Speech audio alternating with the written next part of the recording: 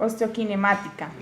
Se describe como el movimiento del hueso en el espacio. Físicamente, los huesos del cuerpo pueden considerarse como palancas o sistemas de palancas, que se mueven de forma circular en torno a un eje de rotación localizado en el centro de la articulación. Cuando se realiza el movimiento en torno de ella, cada punto del segmento del movimiento describe un arco de círculo cuyo centro está en el eje de la rotación. Plano es la superficie que describe el segmento que se mueve. Eje, segmento que corta el plano en forma perpendicular, recta, alrededor de la cual gira una figura. Están los planos sagital, plano frontal, plano horizontal, eje longitudinal, flexión, extensión, rotación, supinación, pronación, desviación, inversión, abducción y aducción. Valoración de la muñeca.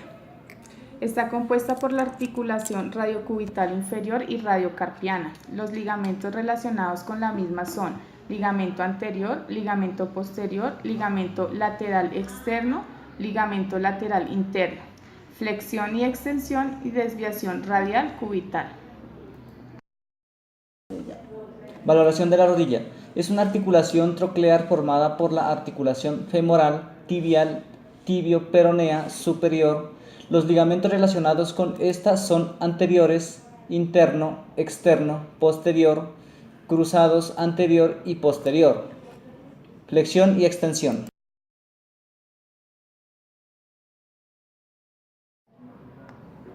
Valoración de la cadera, inspección. Empieza con observación cuidadosa de la marcha. Cuando el paciente entra en la habitación, reconozca las fases de la marcha. Primero, postura. Cuando el pie está en el suelo y carga el peso, el 60% del ciclo de la marcha. Balanceo. Cuando el pie se mueve hacia el frente y no sostiene el peso, 40% del ciclo de la marcha. Observar la marcha en cuanto a la amplitud de la base, la desviación de la pelvis y la flexión de la rodilla. Anchura de la base debe ser de 5 a 10 centímetros entre ambos talones. Observar el segmento lumbar de la columna en busca de lordosis ligera y con el paciente en posición supina valore la simetría y la longitud de las piernas. Flexión 110 a 120 grados es máxima flexión de rodilla, pero no pasar de 90 grados si la rodilla está extendida. Extensión. Se evalúa en decúbito prono es de tan solo 10 a 15 grados. Talones observar si están a la misma altura, susceptible a errores. Medir cada miembro inferior con una cinta métrica. Palparemos la tuberosidad isquiática. Entre la tuberosidad isquiática y la espina ilíaca posterior-superior transcurre el tronco ciático. Colocando a 90 grados de flexión ambas caderas y rodillas y sosteniendo con las manos las rodillas y las plantas de los pies. Observar si hay dismetría femoral o tibial al quedar anulada la pelvis. Decúbito lateral se palpará el trocánter mayor, referencia ósea más prominente en la cadera. Test de Over, enfermo en decúbito lateral sobre el lado sano y la rodilla doblada, pasando de la flexión a la extensión de cadera y forzando la aducción. Valoración de contractura. Se efectúa manteniendo la pierna que se quiere valorar en extensión mientras se flexiona la otra mayor a 90 grados. Si hay una contractura en flexión, se levantará la cadera que se está evaluando. En decúbito supino se palpará la espina ilíaca anterosuperior, origen del músculo stantorio, la cresta ilíaca y la espina ilíaca anteroinferior, lugar de inserción del tendón del recto anterior. Se palpará también el pubis y la inserción de los aductores.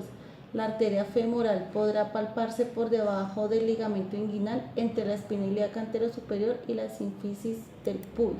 Aducción. Normal entre 45 a 60 grados. Para medirla deberemos fijar la pelvis con una mano. Aducción. Posibilidad de que una pierna cruce por encima de la otra es de unos 30 grados. Rotación interna. En decúbito supino la cadera y la rodilla están en flexión de 90 grados y la rotación interna llegará a los 30 o 40 grados. Rotación interna. En decúbito supino la cadera y la rodilla están en flexión de 90 grados y la rotación interna llegará a los 30 a 40 grados. Rotación externa promedio de 45 grados. Hay dos tipos de dismetría verdadera. Hay una alteración de los huesos de las piernas que provoca un acortamiento o alargamiento relativo de una respecto a la otra. Aparente o funcional. La longitud relativa de ambas extremidades inferiores es la misma, pero hay una inclinación de la pelvis por escoliosis o contractura en una cadera. Valoración del tobillo.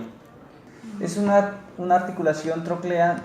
Los ligamentos relacionados con esta son laterales, externos, internos y cápsula articular. Movimientos: flexión dorsal y flexión plantar. Se realiza en un plano sagital con un eje transversal. Los rangos articulares para la flexión dorsal son de 0 a 20 grados y para la flexión plantar es de 0 a 50 grados. Valoración articular. Posición del paciente en posición sentado y de cúbito supino. Se le pide que flexione la rodilla para permitir una flexión máxima. El goniómetro se encuentra por debajo del malleolo externo. Un brazo se coloca sobre una línea paralela del eje longitudinal del peroné y el otro brazo paralelo al eje longitudinal del quinto metatarsiano ramamoid. Inversión-eversión.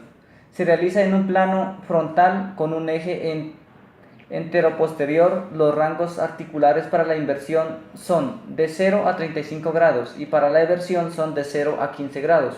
Posición del paciente sentado con la planta del pie paralela al piso. El goniómetro se fija a 90 grados. Se considera que esta posición es de 0. Un brazo se coloca paralelo al eje longitudinal de la pierna. El goniómetro se sostiene lateralmente para medir la inversión y mediante para la eversión el otro brazo se mantiene paralelo a la superficie plantar.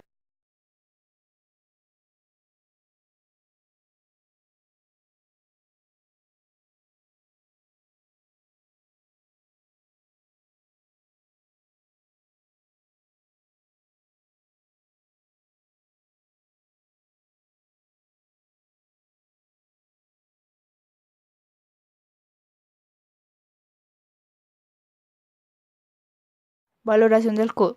Articulaciones del codo y el antebrazo. Primero, articulación húmero-radial. Segundo, articulación húmero-cubital. Tercero, articulación radiocubital proximal. Extensión del codo. Músculos principales, tríceps braquial. Factores que limitan el movimiento. Primero, estiramiento de los ligamentos anterior lateral interno y lateral externo de la articulación del codo. Segundo, tensión de los músculos flexores del antebrazo. Tercero, contacto de la olecranon con la cavidad olecraniana en la cara posterior del húmero. Fijación. Primero, peso del brazo. Segundo, concentración de los músculos fijadores del omóplato. Normal y buena. Paciente en decúbito dorsal con el hombro flexionado en ángulo recto y el codo ligeramente flexionado. Se inmoviliza el brazo. El paciente extiende el codo en toda su amplitud. Se aplica resistencia arriba de la muñeca en el plano de movimiento del antebrazo. Regular. El paciente en decúbito dorsal con el hombro flexionado en ángulo recto y el codo ligeramente flexionado. Fíjese el brazo. El paciente extiende el codo en todo el arco de movimiento. Mala. Posición supina con el brazo en 90 grados de su separación y en rotación externa se flexiona el codo, se inmoviliza el brazo. El paciente efectúa la extensión del codo en toda su amplitud.